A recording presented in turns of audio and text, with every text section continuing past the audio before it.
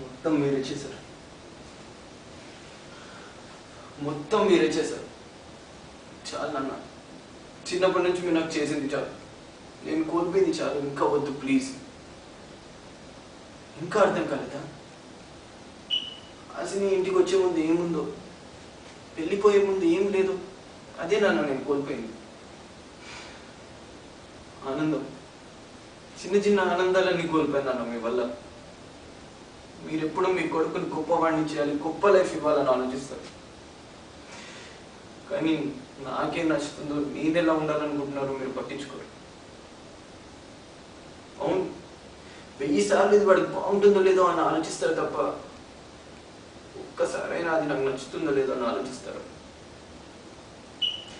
అడిగిన దానికన్నా ఎక్కువ ఇవ్వడంలో ఉన్న సాటిస్ఫాక్షన్ మీకు తెలుసు. పెరగకపోతే ఉండే పాపం నాకు తెలుసు. ఏదైనా అసలు నాతో మాట్లాడితే కదా నాన్న మీకు తెలిసేది నాకు ఏది నచ్చుతుందో ఏది నచ్చదో. ఏదైనా ప్రాబ్లం అంటే మా ఫ్రెండ్స్ని పిలిచి మాట్లాడతారు, నాతో మాట్లాడండి అన్న, నా కళ్ళు చూసి చెప్పండి అన్న, ఫ్రెండ్లీగా ఉంటాడు అన్న, నాతోటి చెప్తారు. కానీ ఉండదు, ఎందుకంటే అంతా మీకు నచ్చినట్టే జరగాలి కదా. ఈ షర్ట్ మీరే సెలెక్ట్ చేస్తారు, మీరే సూపర్ అంటారు, అదే నాకు బెస్ట్ అని నన్నే కన్విన్స్ చేసేస్తారు. నాకు ఎలా ఉంటుందో తెలుసా, దాన్ని చించి అవతల పరేసి నాకు నచ్చలేదు అన్నారు వాళ్ళు అనిపించేది. ఆఫీస్కి పంపిస్తారు, నేను వెళ్తాను, వెళ్ళేలోపే ఆ పని మొత్తం మీరే ఫినిష్ చేసేస్తారు. పోతున్నారు నన్ను చూసి అక్కడ ఆఫీస్లో, రే సిద్ధు రారా క్యారమ్ బోర్డ్ ఆడుతూ కూర్చో అంటారు. నేనేదో ఆడాలనుకుంటాను, నేను నన్ను గెలిపించాలనుకుంటారు. రే సిద్ధు బ్లాక్ బ్లాక్ కొట్టు, వైట్ కొట్టు, క్వీన్ జాగ్రత్త అని నా చేయి పట్టుకొని. నా ఆట కూడా మీరే ఆడిస్తే నేను ఎందుకు నా ఆటం? చివరికి తిండేలా తినాలో కూడా మీరే నేర్పిస్తారు. దిగట్లేదు నాన్న,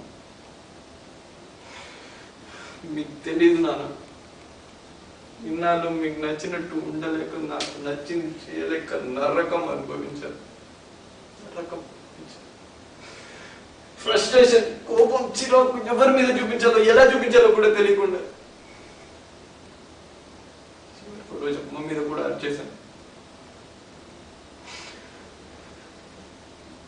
దాంతో అమ్మ నాతో మాట్లాడడం మానేసి, అసలు నేను ఎందుకు ఇలా ఉన్నానో అమ్మకి అర్థం కాకపోతే అమ్మాయికి ఎలా తెలుస్తున్నాను. పోయింది, ప్రేమే లేదు, సిద్ధు నాకు కరెక్ట్ కాదని చెప్పి వెళ్ళిపోయింది. ఇంటికి వచ్చే ముందు తనకు ప్రామిస్ చేశాను, తనకు మంచి ఫ్యామిలీని ఇస్తాను. కానీ ఇప్పుడు చెప్తున్నాను, ఈ ఫ్యామిలీ అంతా ఒక మంచి అమ్మాయిని కోల్పోయింది. She's gone.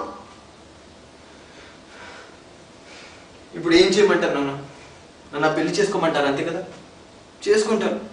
కానీ ఒక్కటి చెప్తున్నాను, మీరు ఇన్నాళ్ళు ఇచ్చారు ఈ షర్ట్, ఆ బైక్, ఆ రూమ్లో ఉన్న వస్తువులు, వాటికి తెలియదు నాన్న అవి నాకు నచ్చలేదు అని. కానీ ఇచ్చేది ఒక అమ్మాయి నాన్న, ఏదో ఒక రోజు తనకు తెలుస్తుంది కదా తను నాకు నచ్చలేదని. ఆ రోజు మీరే నా లైఫ్ స్పాయిల్ చేశారు, నేను ఎంత బాధపడతారో మీకే తెలుస్తుంది. ఇన్నాళ్ళు ఒక తండ్రిగా మీరు గెలిచారనుకుంటున్నాను నాన్న, కానీ మిమ్మల్ని గెలిపించడానికి 24 ఏళ్ళుగా నేను ఓడిపోతూనే ఉన్నాను నాన్న. ఇలా ఓడిపోతూ ఓడిపోతూ ఏంట్రా నా లైఫ్ అని ఒకసారి వెనక్కి తిరిగి చూస్తే నా లైఫ్ అంతా మీరే ఉంటారు, నేను ఇన్నాళ్ళు అయితే హ్యాపీగా లేను నాన్న. హ్యాపీగా ఉండడానికి ట్రై చేశాను అంతే, ఇక ముందు కూడా అలాగే ఉంటాను. కానీ నాకు ఒక చిన్న రిక్వెస్ట్ నాన్న, నాకు నచ్చింది ఇచ్చి మాత్రం నన్ను ఆనందంగా ఉండమనకండి ప్లీజ్.